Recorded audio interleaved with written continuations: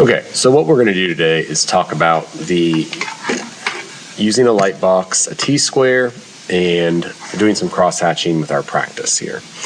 We also always have a paper towel. We're going to be using a pen with a fine point nib and an H pencil. So what we're going to do is, first of all, the light boxes can be plugged into any power source, like a USB here. Again, we're just going to use the Chromebooks, but they'll plug into any power source. The Chromebook does need to be open, so if you don't have it open, it's not going to work. Now, what we're going to do here for this, again, it's a light box. So we're going to take our light box and we're going to use it to transfer the crows that I picked, or the ravens.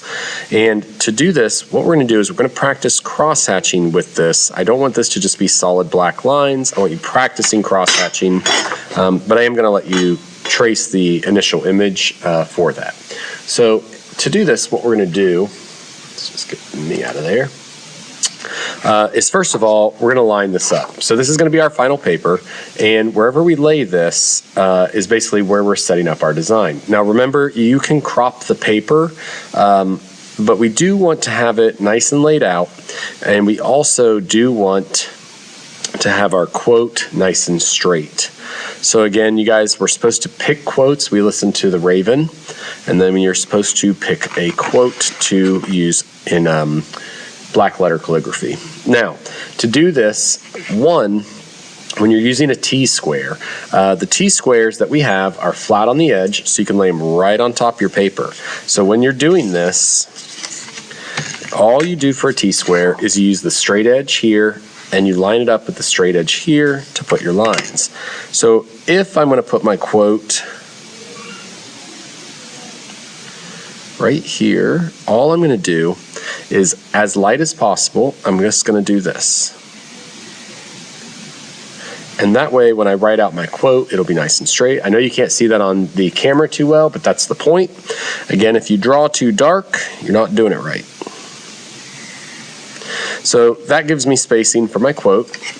And if you want to actually put the extra line, like on the calligraphy pages we've been practicing, you can do that too. Now I am still going to take my crow here, or my raven, and I am going to line it up so that wherever my quote is planning on going, it will be there. Now to do this, all this extra negative space can be cropped off, and that's good to have negative space, because when we are using these ink pens where we got to dip them, we can run into issues where we got to get the flow started. So to do that, sometimes it's nice to have a little extra space at the bottom that we can just cut off at the end. Keep in mind, we don't want to push really hard on this one. I actually got this one out of a student kit and it was all bent. It's still kind of bent. We should not be pushing so hard that they are bending. All right, so number one, I have a paper towel with my inkwell. Whenever we use ink, we must have a paper towel ready, and we don't want to open the inkwell anywhere except on the table. We're not holding it in the air, so we're going to sit that down. I don't know how to show you all this. And I'm going to hold one hand on the base, one hand on the cap, twist it open. And remember, there could be ink in the cap. So be careful when you open it. You can see it's running right there. And that's why we have the paper towel. So right there you can see this had ink in it. You saw me holding it and kind of tipping it around. It's already on my hand. And again, we don't know who put this away, so be careful. Now, I'm going to simply dip my pen with my nib with a fine point. We're not using the broads. You can use the broads on the text in here. And all we're doing is we're cross-hatching. So I do not mind if you use the light box with this and the ink, as long as we're making sure it's not bleeding through, which it should not if you're following directions. Now, again, all we're doing here is we're doing cross-hatching. Now, cross-hatching, this nib has definitely seen better days. As you can see, it just opened real quick. Now, cross-hatching is what we did after linear hatching. So we also have linear. Let's just write it down. And again, linear, the word right there is line. So linear hatching just starts with single lines, and as they spread out, it gives us a value. Cross-hatching is very similar, but I feel like we have more control. So again, we're doing the same kind of vertical lines. And then all we're doing is crossing them.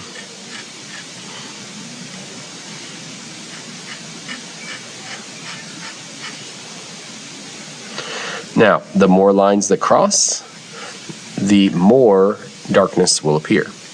So all we're going to do is, again, I have my lines that are hard to see here. They're right there.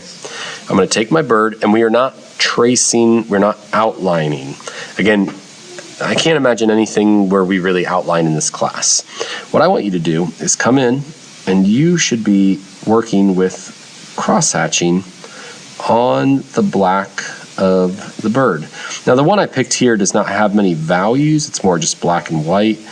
But a lot of the birds that we have are more like old, they're probably block cuts, like wood cuts. But you can see that texture through the cross-hatching. Now, again, what you're going to do is you're going to be using your pen, and you're just going to come in and create areas of cross-hatching. Now, again, it's just practice, and you should be able to knock that out. Now, once you're done with your bird, then you can change your nib. Again, when you change the nibs, make sure that you are using a paper towel. We got to grab a nib.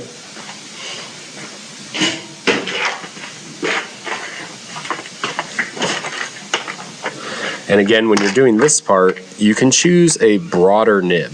Now again, they're very wide. I don't like using the very wide one for me. I like using more of a middle nib. This one's good.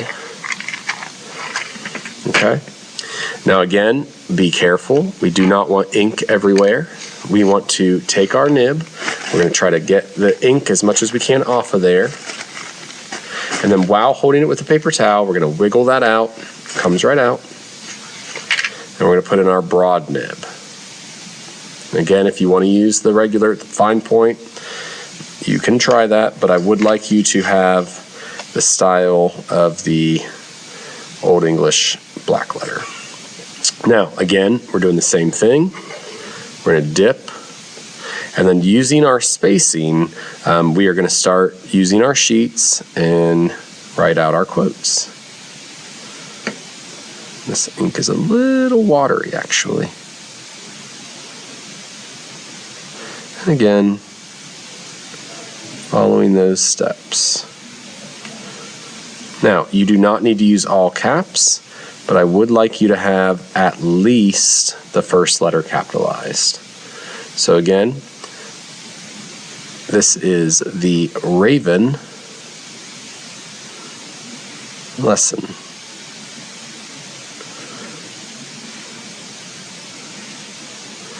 Okay.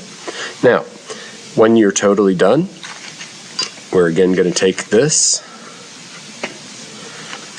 We're going to make sure it is nice and clean. And again, it shouldn't have too much ink. I didn't do too much here. We're going to wiggle that out. Put that in our kit. Pen goes back in the kit.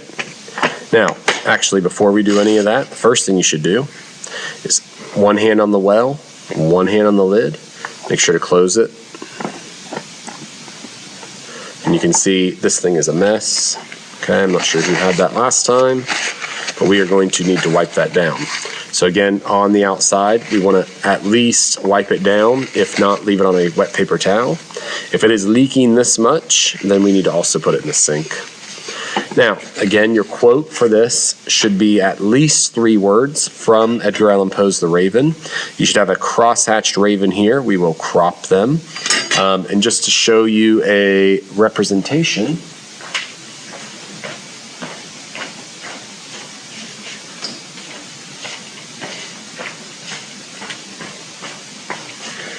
here is a student work that you can look at.